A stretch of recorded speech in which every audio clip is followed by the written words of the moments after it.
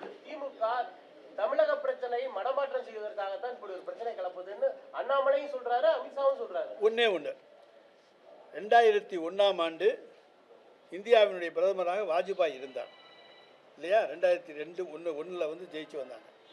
அப்போ அரசியல் சட்ட திருத்தம் 84 கொண்டு வந்து இந்திரா காந்தி அம்மையார் என்ன சொன்னாரோ அதையே வாஜ்பாய் அவர்கள் சொல்லி அடுத்த 25 ஆண்டுகளுக்கு நிச்சயமாக தொகுதி மறுவரை எண்ணிக்கை கூடாது, இதே எண்ணிக்கையில் தொகுதி இருக்கும், மக்கள் தொகை கணக்கெடுக்கப்படும், மறுவரை செய்யப்படும், அதெல்லாம் நடக்கும், ஆனால் தொகுதி எண்ணிக்கை கூடாது என்று அரசியல் சட்ட திருத்தம் 84ஐ மாண்புமிகு வாஜ்பாய் அவர்கள் கொண்டு வந்தார்கள் 25 ஆண்டுகளுக்கு. அது 2026ஓடு முடிகிறது. அப்போ அடுத்த உங்களுடைய நிலை என்ன? அதை கேட்கின்ற உரிமை ஒவ்வொருவருக்கும் உண்டு. அடுத்து என்ன செய்ய போகிறீர்கள்?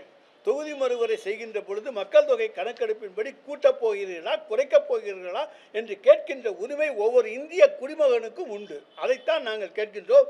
எனவே இப்போ அந்த பிரச்சனையே வரலைன்னு சொன்னால் வரப்போகுது. 2020 டெட்லைன் 25ஓடு முடிஞ்சு போச்சு. 26ல் நீங்கள் என்ன நடத்தினாலும் ஏதாச்சும் ஒரு சட்டம் கொண்டு வந்து தான் நடத்தியாக வேண்டும். அதைத்தான் நாங்கள் கேட்கிறோம். இந்த கூட்டத்தில் 25 வருஷம் தள்ளி கேட்டிருக்கீங்க. ஆமாம், இப்பவே இந்தியாவோட மக்கள் தொகை 140 கோடி இருக்குது. அது 300 கோடியா இருக்கும்போது இதை செய்யறதுக்கு முடியாது அப்படிங்கிறாங்க. இன்னும் நாங்கள் இந்த குடும்ப கட்டுப்பாடு திட்டத்தை தீவிரமாக அமுல்படுத்துங்கள் என்று தான் கேட்கிறோம். மக்கள் தொகையை பெருக்கெடுக்க வேண்டாம், அதை அமுல்படுத்துங்கள். நாம் இருவர் நமக்கிருவர் என்று சொன்ன தமிழ்நாடு, நாம் இருவர் நமக்கொருவர் என்று சொன்ன தமிழ்நாடு, இதை போல ஒவ்வொருவரையும் சொல்ல வையுங்கள். இந்தியாவினுடைய நலனை பாருங்கள், இந்தியாவினுடைய பொருளாதார வளர்ச்சியை பாருங்கள். அதற்காக எல்லோரும் ஒத்துழையுங்கள் என்று கேட்பதற்கு இந்திய அரசுக்கு என்ன தயக்கம்? அப்படி மக்கள் தொகையை கூட்டினால் தண்டிப்போம் என்று சொன்னால் நிச்சயமாக எந்த மாநிலமும் கூட்டாது.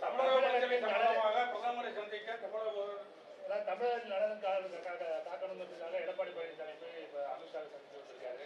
அடுத்த தமிழகத்தின் தமிழக முதல்வர் அமித்ஷாவையோ இல்லை பிரதமர் மோடியோ சந்திக்கிறதுக்கான திட்டங்கள் இருக்கா தமிழக அரசு? இல்லை, இடையில செங்கோட்டையன் போய் பார்த்துருக்காரு. அவர் போய் இதே தானே கேட்டேன்னு வந்து சொல்லுவார். அதனால் நாம் முதலமைச்சர், எங்களுடைய மாண்புமிகு தமிழ்நாடு முதலமைச்சர் சென்று பார்த்தா இந்த கொள்கையைத்தான் வலியுறுத்துவார். அதற்குத்தான் நாடாளுமன்ற உறுப்பினரோடு சென்று பார்த்து நிச்சயமாக தொகுதி மறுசீரமைப்பிலே தமிழகம் பாதிக்கக்கூடாது, மக்கள் தொகையை கட்டுப்படுத்துவதற்காக குடும்ப கட்டுப்பாடு திட்டத்தை கொண்டு வந்த எந்த மாநிலமும் பாதிக்கக்கூடாது என்கின்ற கோரிக்கையை முன்வைத்தார்.